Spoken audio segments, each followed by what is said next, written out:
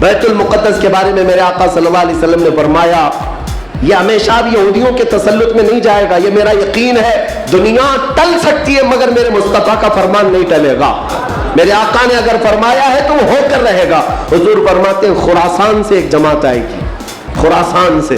خراسان یہ افغانستان اور ایران کا کچھ حصہ ہے جس کو پرانے زمانے میں خراسان کہا جاتا تھا۔ میرے آقا فرماتے خراسان سے کالے جھنڈے لے کر کے ایک جماعت نکلے گی اور وہ اتنی تیزی سے بڑھتی ہوئی بیت المقدس کی طرف آئے گی کہ دنیا کی کوئی حکومت اور کوئی طاقت ان کا راستہ نہیں روک سکے گی، اور وہ جھنڈے سیدھے لا کر بیت المقدس پر گاڑ دیں گے۔ تنصب بإیلیا، میرے آقا فرماتے ایلیا یہ بیت المقدس کی سرزمین کو کہتے ہیں، جھنڈے وہاں گاڑ دیے جائیں گے۔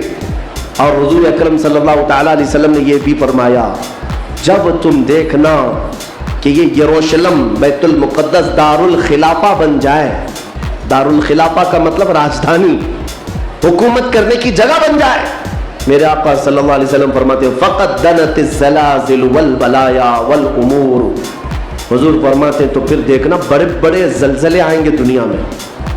جب یروشلم کو راجدھانی بنا دیا جائے دار الخلافہ، بڑے بڑے زلزلے آئیں گے دنیا میں، والبلایا اور بہت ساری بلائیں پھیلیں گی پوری دنیا میں۔ یہ وائرس یہ کنٹینیو آئیں گے، یہ مت سمجھنا کورونا چلا گیا، ہاں یہ سب اب کنٹینیو آنے والی ہیں بلائیں، پوری دنیا میں بلائیں پھیل جائیں گی اور اتنے بڑے بڑے معاملات ہوں گے جن کو تمہارے کانوں نے سنا نہیں ہوگا، حضور نے فرمایا۔ اور یہ دار الخلافہ سے کیا مراد ہے؟ محدثین نے اس میں الگ الگ بحثیں کی ہیں، لیکن میں آپ کو بتاؤں 2017 میں، ابھی 3-4 سال پہلے کی بات ہے، 5 سال پہلے ان یہودیوں نے اپنی راجدھانی ڈکلیئر کر دی، یروشلم ہے، بیت المقدس ہماری راجدھانی ہے، اور سارے سفارت خانے جتنے بھی ایمبیسی ہیں انہوں نے سب وہاں پر منتقل کرنا شروع کر دیا، اور بیت المقدس کی سرزمین کو اپنا کیپٹل سٹی بنانے کا اعلان کر چکے۔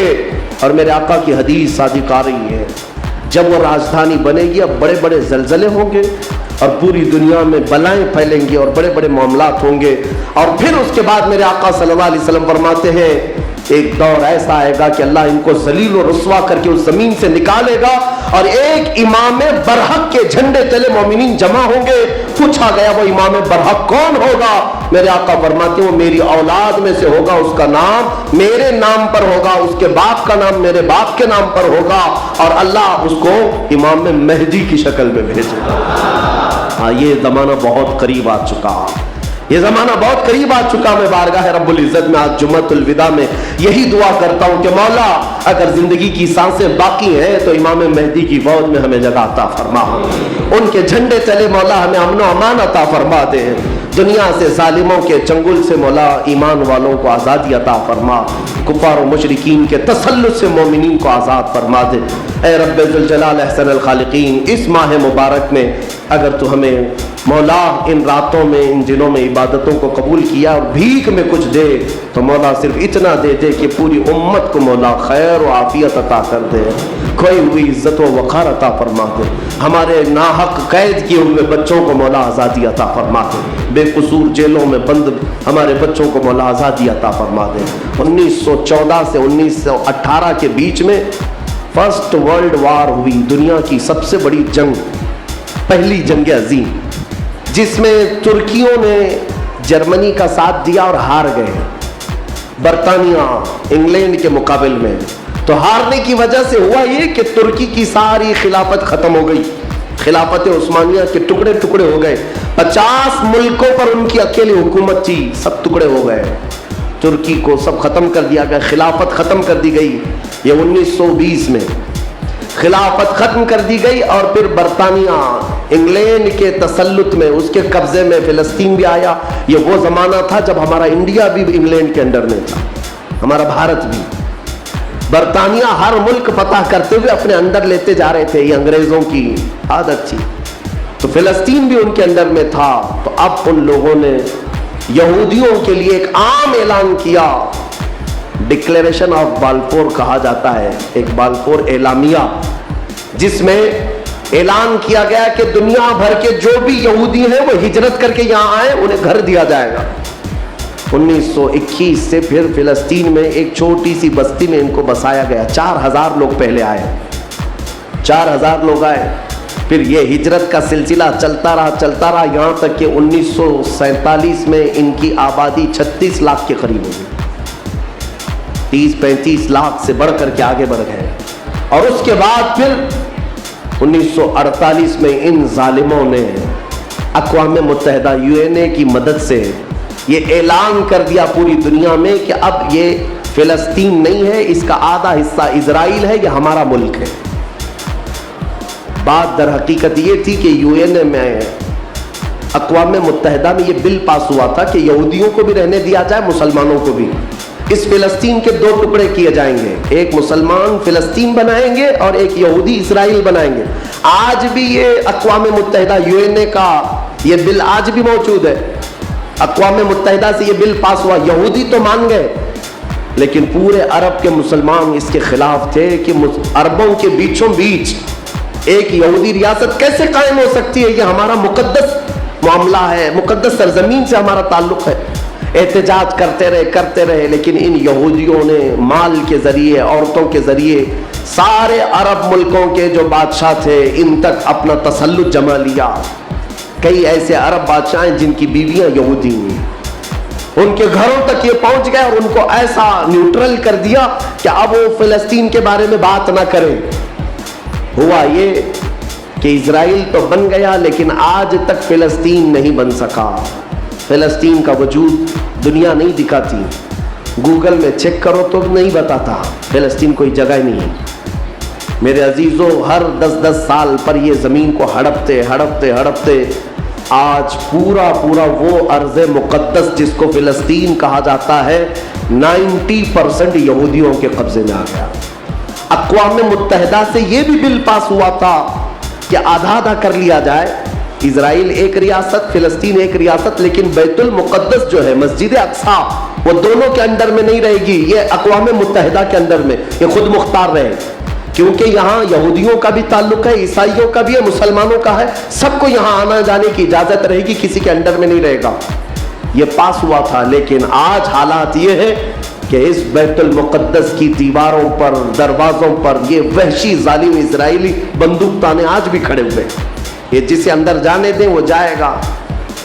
پوری دنیا اپنی آنکھوں سے دیکھ رہی ہے ان کی خیانت, ان کی غداری کو, لیکن کوئی ایک جملہ تک نہیں کہتا کہ اسرائیل دہشت گرد ہے. آپ کو میں آنکڑے اگر بتاؤں تو آپ کے رونگٹے کھڑے ہو جائیں. انہوں نے فلسطین کے مسلمانوں میں سے اب تک 2.5 لاکھ صرف بچوں کو قتل کیا ہے ان اسرائیلیوں نے. آج بھی یہ ڈیٹا موجود ہے, انٹرنیٹ پہ موجود ہے, بڑی ویب سائٹ سے انہوں نے شو کیا. اقوام متحدہ کی بھی رپورٹ موجود ہے کہ فلسطین کے کتنے مارے گئے.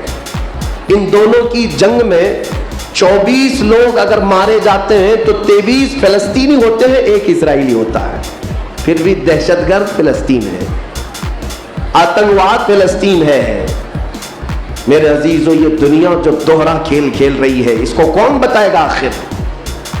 وہاں جمعہ کی نماز پڑھنے کے لیے مومنین آج بھی جاتے ہیں, ان پر گولیاں برسا دی جاتی ہیں, لیکن ان جیال مسلمانوں کو ہزاروں سلام جو تلواروں کے سائے میں بھی میرے مولا کی عبادت خشوع و خضوع سے کرتے. میں خود گیا اور دیکھا ہوں, چھوٹے سے بچے, 6 سال کے, 8 سال کے بچے ملنے کے لیے آتے ہیں اور یہ پورے اسلحے میں لیس فوجی کھڑے رہتے ہیں. چھوٹا سا بچہ ان کی گن کو یوں گھماتا ہے اور مسجد میں اندر آتا ہے, ایسا لگتا ہے جیسے وہ کھلونے کو پکڑ رہا ہے. میرے عزیزوں, یہ بھی حدیث پاک کے ذریعے سے میں بتاتا ہوں. میرے آقا صلی اللہ علیہ وسلم فرماتے ہیں میری امت کا ایک حصہ قیامت تک باطل سے لڑتا رہے گا, قیامت تک باطل سے لڑتا رہے گا, اور ان کی مخالفت کرنے والوں کا ان پر کچھ بھی اثر نہیں ہوگا, اور دنیا میں کوئی بلا بھی پھیلے تو اس جماعت پر کچھ اثر نہیں ہوگا. صحابہ نے پوچھا یا رسول اللہ آپ کی امت کا وہ حصہ کون ہے؟ میرے آقا فرماتے بیت المقدس کے آس پاس رہنے والے مومنین کی جماعت ہے. ان کی فضیلت میں میرے آقا نے فرمایا قیامت تک لڑتے رہیں گے, قیامت تک, اور ان کی خلاف کرنے والوں کا ان پر کچھ بھی اثر نہیں ہوگا. اور ہم دیکھ رہے ہیں ارے بڑی عمارتیں ایک بم سے گرا دیا, दूसरे दिन उनके आसपास इनकी गाड़ियां भी चल रही हैं, दुकानें भी चल रही हैं, बाजार भी चल रहा है। कल रात को फायरिंग हुई, 50 लोग बैतुल मुकद्दस से उठा करके लाशें ले गए। दूसरे दिन जा करके देखे तो असर के बाद औरतें अपने बच्चों के साथ रोटियां सैंडविच खाती हुई बैठी हैं।